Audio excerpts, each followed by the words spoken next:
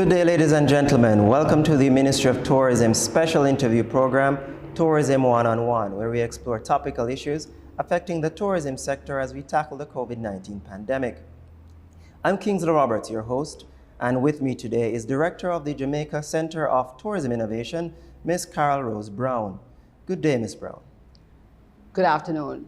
Is it morning, Mr. Roberts? Thank you for having me. So today we continue our discussion on the role of the JCTI and the role it has been playing in the COVID-19 recovery effort. Ms. Brown, could you just explain for us, how can persons qualify for your training programs? We do certification, and certification has to do with the ability to demonstrate that you understand that you have a particular skill. It's not an academic program. Okay. So you do not require academic credentials. You require an understanding of the particular skill that you have. So for example, if you have worked in the tourism sector as a supervisor, and you didn't do very well in high school and you don't have an associate degree, you can still become a certified hospitality supervisor, because this is about whether or not you have the skill that supervisors require. Right. Same thing for culinary. If you have been cooking in a kitchen for 2 years and you are interested in moving from cook to chef, we are prepared to help you to understand the skills required both on the practical side and the theoretical side to overcome those things you might not have learned because you didn't have a college degree. That does not say that if you are in college, we don't welcome you as well, because we do extend certification to college students in hospitality, tourism, and culinary arts. Okay. So for persons watching then, how can individuals sign up for your training programs? How does that part work? Well, there are 3 ways. If you work for an organization, if, for example, a hotel or an attraction, you may go to your HR department and indicate to them that you're interested in being certified. And they will be in touch with us and begin the process. Another method is if you are a college student and you're interested in being certified, you should go then to your department and say, I'd love to be certified, and they will then get in touch with us at the Tourism Enhancement Fund and arrange for this certification. Third, if you are just a person walking in the street and you are interested, again, call us at the Tourism Enhancement Fund, the JCTI, and we will connect you to the right people, whether it's an institution to get the training or through HEART, our partner. So there's a number of ways for getting certified. Okay. And JCTI is a division of the Tourism Enhancement Fund, yes. Okay. So given all that's happening with COVID and issues with internet access and so on, are measures in place to facilitate persons who might not have access to the internet? Yes, in fact, when we started online programs last year, it was one of our main concerns. And we partnered with Universal Access Fund, Universal Service Fund, the USF. And we, as you know, they have institutions across the country where people can go and have access to computer, to internet, printers, etc. And we partnered with them to provide access to those workers who may not have had those services at home. And interestingly, the demand, the request was minuscule. I mean, really minuscule. It did not have 10 people. And we had over 10,000 people signing up. Okay. Now, that said... But you still had the facility. We still had the facility available. And so we believe that it is not internet access that is the criteria. I believe that there's an enormous demand for certification, and oftentimes, certainly cost is a factor. Right. Oftentimes, people who are at work require their employers to agree because it means time from work. So there's a number of those kinds of things that I believe are the limiting factors, not necessarily internet access. Okay. All right, so what role has JCTI been playing in assisting students specifically amid the COVID-19 pandemic? Well, every student in every college in Jamaica, every student in every college in Jamaica studying hospitality, tourism, or culinary arts can get certified through the JCTI free of cost. Absolutely free of cost. No cost to you at all. We charge persons who work for hotels, but not persons who are in school. So that is available. We also have a program in high school, the Hospitality and Tourism Management Program, which is a 2-year certification program for young people who are interested in tourism, wanting entry-level jobs. And we have that. So again, we believe that what we need to do is to tell more and more people about tourism, to tell them about the opportunities that exist in tourism, and to ensure that if they are interested, they can get good credentials to have good jobs in tourism, well-paid jobs, jobs with internationally benchmarked certification. That is what we do. So what are some of the initiatives that the JCTI will be undertaking this year? This year, we are again expanding our regular certification programs. There are some new things we are doing this year.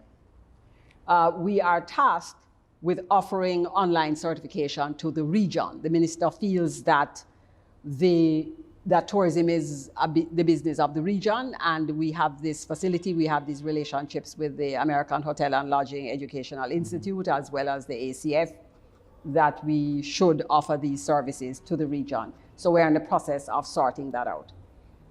The other thing we're doing this year is that we're setting up a database of certified persons. That is to say, every person who has a certification in hospitality, tourism, or culinary arts is going to be invited to list your resume and contact details on our site.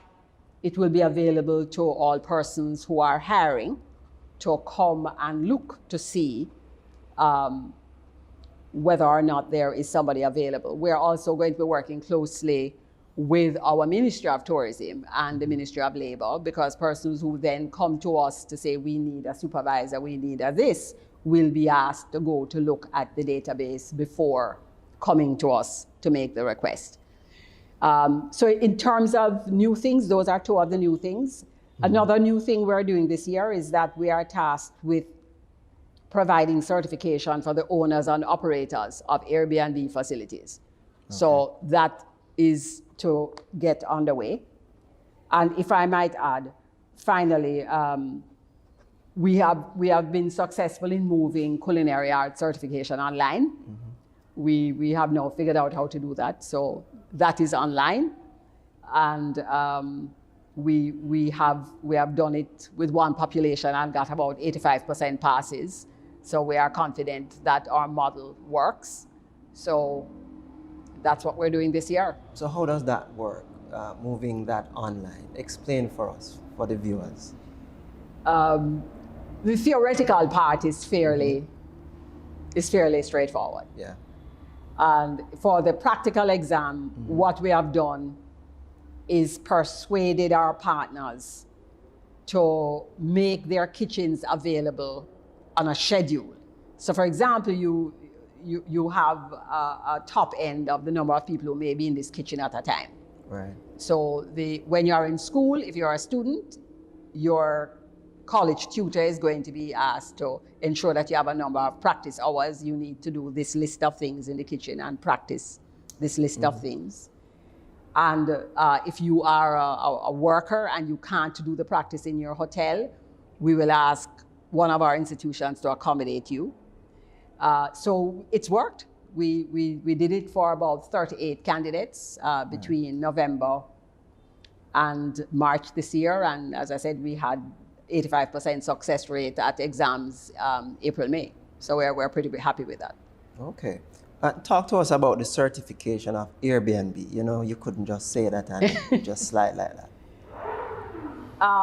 Airbnb is beginning to be an important part of our tourism product.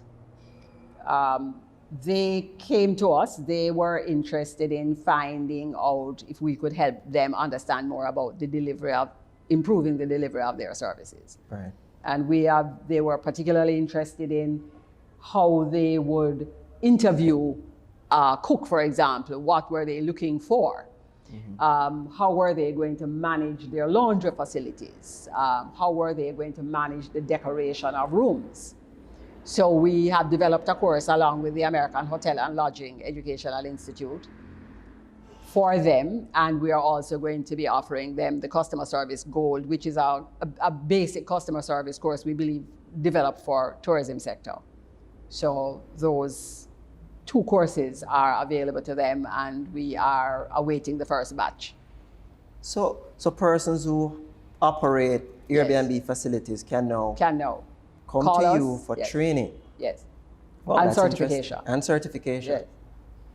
Okay, and that's international certification. Internationally benchmark certification as needed to operate your own business and understand what you need to deliver for your customer.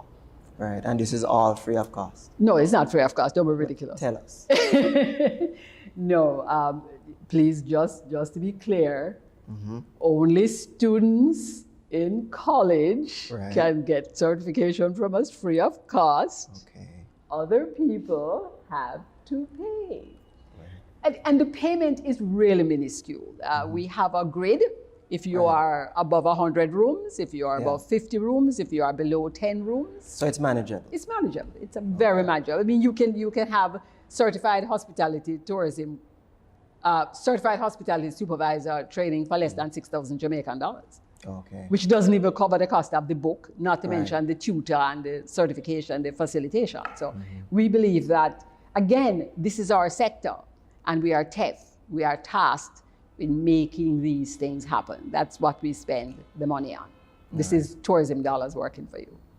Great, great, excellent. All right, that brings us to the end of our program. Thanks for joining us today, Ms. Brown, and we look forward to having you in studio soon. You are entirely welcome. I'm delighted to be here. All right, thanks to our viewers for tuning in. Take care and see you soon.